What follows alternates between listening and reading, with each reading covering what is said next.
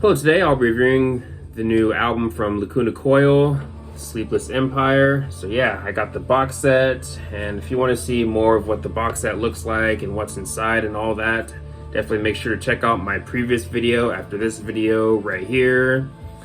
But yeah, this was an album I was looking forward to. I thought their last album, Black Anima, was their best since Dark Adrenaline. But yeah, let's go ahead and dive into this album here. So the album opens up with definitely a banger of a song, that song being The Siege. Probably one of my favorites on the album. I think you get some pretty good growls from Andrea in the verses, then of course some pretty strong soaring vocals from Christina in the chorus, and even instrumentally I like what they're doing here in this song, especially following the second chorus or after the second chorus. But yeah, again, probably one of my favorites on here, and overall a strong way to open up the album. Then you move to one of my favorites when it comes to the singles off of here, that song being Oxygen.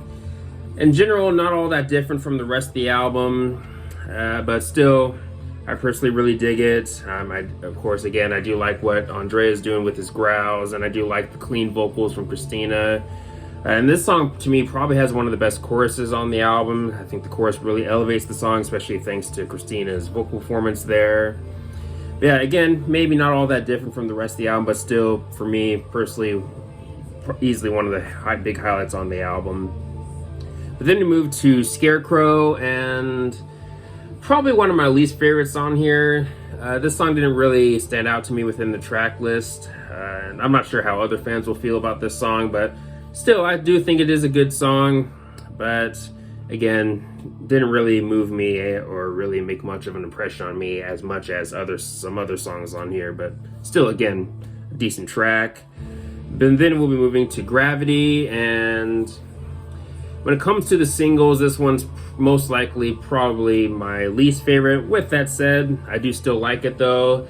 It does kind of feel like just another song that follows that formula that they've been doing lately, with growls in the verses along with some heavy riffs, and then more melodic chorus, anthemic chorus, and yeah, and it is a formula that does work well for them. They proved that that formula works for them with the last album, Black Anima. Depending on who you ask, I know not everyone's on board with the growls. Some people prefer Andrea's clean vocals or singing, and I definitely get that. For me, when it comes to that debate, I'm more towards the middle. Sometimes I feel like they rely on that formula maybe rely on the growls maybe a bit too much, while other times I feel like the growls suit the song well. Of course, it's all subjective, but when it comes to this song specifically, Gravity, they're just songs that I personally enjoy more off of here, but still a decent track though. The next we're moving to I Wish You Were Dead, which is maybe the most accessible song on here. Not as heavy or intense as some of the other songs on here, and to me, I think it has some of Christina's best vocals on the album. I think it's also one of the catchiest songs on here too, and also, if I remember correctly, one of the shortest tracks on here too. But yeah, a song that I hope does well for them commercially. We'll see, but I think it's easily one of the best songs on here. But then we have maybe one of the heaviest songs on here, Hosting the Shadow, featuring Randy of Lamb of God. I'll be honest, I'm not really a Lamb of God fan, and don't get me wrong, I do like heavier music, but Lamb of God's a band that's never really done much for me. A band that I more respect rather than actually being a fan of or actually enjoying the music. But Lamb of God, again, maybe not a band that I listen to or really care much for, but even with all that said, I do still think Randy did a pretty good job in this song, and a nice addition, a nice touch to the song. And yeah, I just really dig the heavy nature of this song, especially the heavy riffs in the verses, and I do like the chorus. If I remember correctly, this was the song where I remember seeing some fans saying that Christina's vocals sounded somewhat low in the mix. I'm guessing they're referring to the chorus.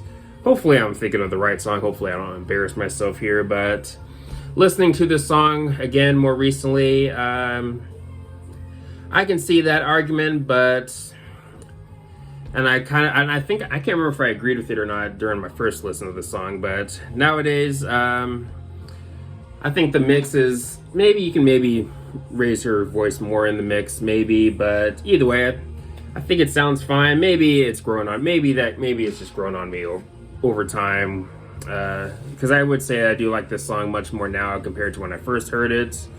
But either way, Hosting the Shadow, pretty good song. Maybe another highlight for me on the album. Then we moved to track number 7, En Nomine Patrice. Forgive me if I butchered that, but with this song, this might be another highlight for me, and I can maybe see in this maybe be another highlight for some people, for some fans too on the album. When it comes to the verses, I like the overall groove / rhythm that you get with the riffs in that song. Then in the chorus, I think this is one of those songs on the album for me, especially with the chorus, where I think you get some solid chemistry between Andrea and Christina with their vocals. I think they complement each other well, and this song I think is an example of that. But yeah, to me, maybe another highlight on the album for me. But next we're moving to the title track, Sleepless Empire, and kind of like with Scarecrow, this is another song for me that didn't really stand out within the track list for me personally. I do dig the pummeling heavy riffs that you get in the verses though. That was definitely really cool, but outside of that, again, not really a song that really stood out to me, but still a decent track though. But next we're moving to Sleep Paralysis, and yeah, I'll admit this is another one that is probably one of my least favorites, but still a good song. It's just, again, didn't really stand out to me as much as some of the other songs in here, but again, not bad. But now we're moving to probably another one of my favorites on here with In the Meantime featuring Ash of New Year's Day. A band that I'm not super familiar with. I have heard their name. I have heard their name mentioned, but I don't think I've actually heard their music though. But either way, I do think Ash sounds great in this song, and I think her vocals complement Christina's vocals well. And I think the song also has one of the best choruses on here, and of course, again, Andrea, I think his growls sound pretty good again in this song too. But yeah, again, probably another one of my favorites on here.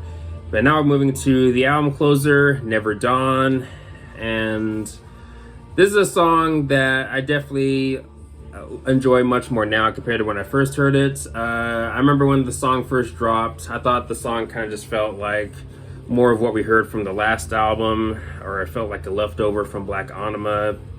Nothing super special, but still decent though. But I would say that again, I like the song much more now compared to when I first heard it.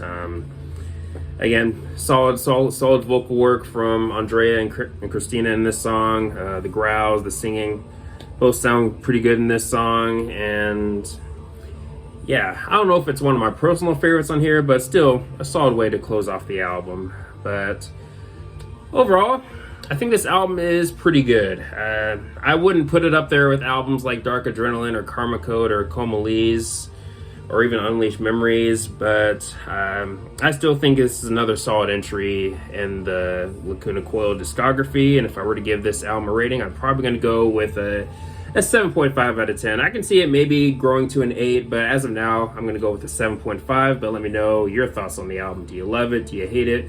More towards the middle. Let me know some of your favorite or least favorite tracks on here and all the good stuff. But anyways, thanks for watching. Please leave a comment and a like, subscribe. Have a nice day and take care.